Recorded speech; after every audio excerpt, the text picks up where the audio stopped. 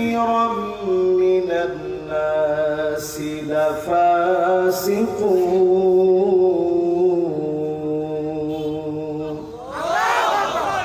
অধিকাংশ লোকেরা হবে ফাসিক। সবাই বলেন কি? আরো জোরে বলেন কি? আরো জোরে কোন? এখন ফাসিক কি? 5 ওয়াক্ত নামাজ চলে গেছে, ফজর গেছে, জোহর গেছে, আসর গেছে, মাগরিব গেছে, এসব চলে গেছে, বুক ফুলায় নামাজগুলা পড়ে নাই। অনেক ফুকাহায়ে কেরাম তাদেরকে কাফের বলছে। আমাদের ইমাম আবু হানিফা রাহিমাহুল্লাহ তিনি বলছে যে এরা হচ্ছে ফাসিক। এরা কি? আরে কথা বলে, এরা কি? বুক ফুলায় যারা গুনাহ করবে এরা হলো ফাসিক।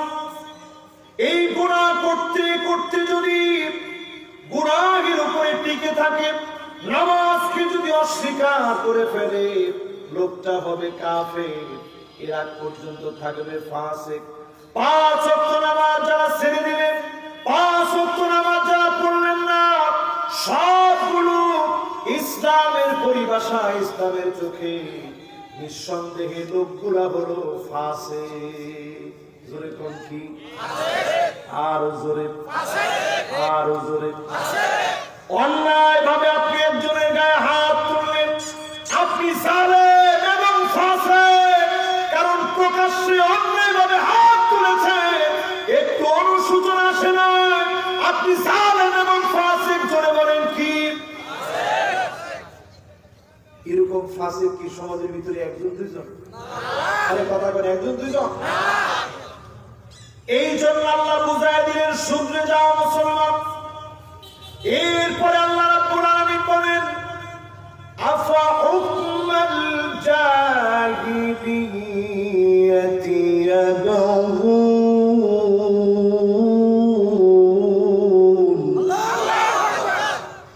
নবী তারা কি জাহিলিয়াতের দিকে চলে যাবে নাকি? জাহিলিয়াত কি জিনিস একটু বুঝাই। জাহিলিয়াত হচ্ছে নির্দোষ মানুষকে দোষী সাজায় দেওয়া। এই বিচারের নাম জাহিলিয়াতের বিচার। আপনারা কি আছেন? নির্দোষ মানুষকে দোষী সাজায় দিয়ে নির্দোষ মানুষের উপরে অন্যায় বিচার, অত্যাচার করার নামই হচ্ছে জাহিলিয়াতের বিচার। ঠিক কিনা বলেন? এরকম জাহিলিয়াতের বিচার আজ থেকে 1500 বছর আগে ছিল, এখনকার জামানায় নাই। কি বলেন? এখনকার জামানায় কি আছে?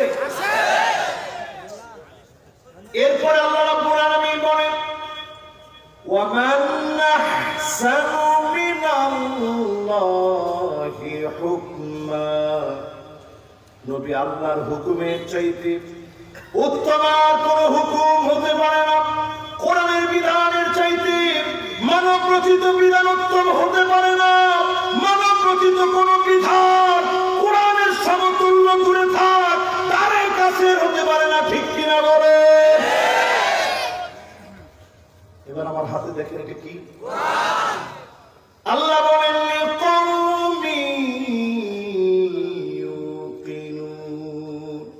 এই কোরআনের কাছে আসবে কারা?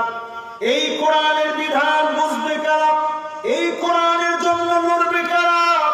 এমন কিছু মানুষ লড়বে, প্রবল বিশ্বাসী যারা হবে, কোরআনের কাছে আসবে। এই কোরআনের কাছে আসার কারণে ডেকে ডেকে তাদেরকে মানুষের মতো মানুষ কোরআন বানায় দিবে। জোরে কোন আল্লাহু আকবার। আমি বলছিলাম 5টা আলামত বলবো। প্রথম আলামত বলছি মানুষের ভালোবাসা। দ্বিতীয় আলামত বলেছি এই কোরআনকে যে যত বেশি ভালোবাসবেন, বুঝবেন যিনি আপনাকে ভালোবাসেন তিনি কে। আল্লাহ। মওতের আগে বোঝার চেষ্টা করুন। এবার কয় নাম্বার? পিছনের দিকে একটু তাকায় জোরে একটা তাকবীর দেন তো দেখি।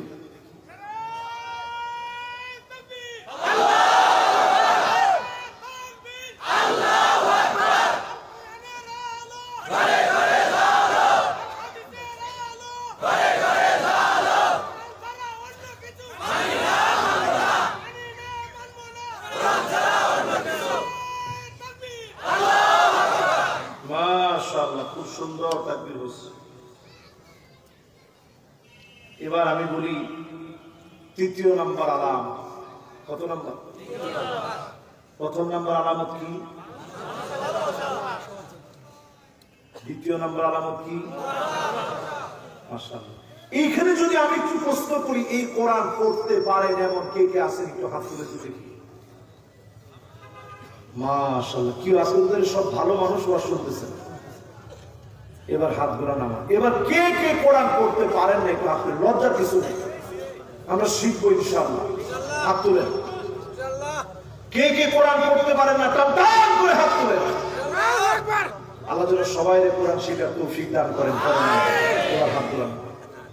একজন বৃদ্ধ সাহাবী নবীজির কাছে আসলেন, কোরআন পড়তে পারেন না, মন ছোট করবেন না, আজকে থেকে আপনি নিয়ত নেন কোরআন শিখবেন। গণিতে গণিতে এখন কোরআন শেখার ব্যবস্থা আছে, নিয়ত করে ফেলেন কোরআন শিখবেন। এই কোরআন কবরে যাওয়ার পরে পাশে দাঁড়ায় যাবে, লোক তাকে দেখবে কে যেন পাশে দাঁড়ায় আছে, কে গো তুমি আজকে আমার পাশে দাঁড়ায় গেলাম, ছেলেকে রেখে আসলাম, মেয়েকে রেখে আসলাম, স্ত্রীকে রেখে আসলাম, কেউ তো সাথে আসলাম।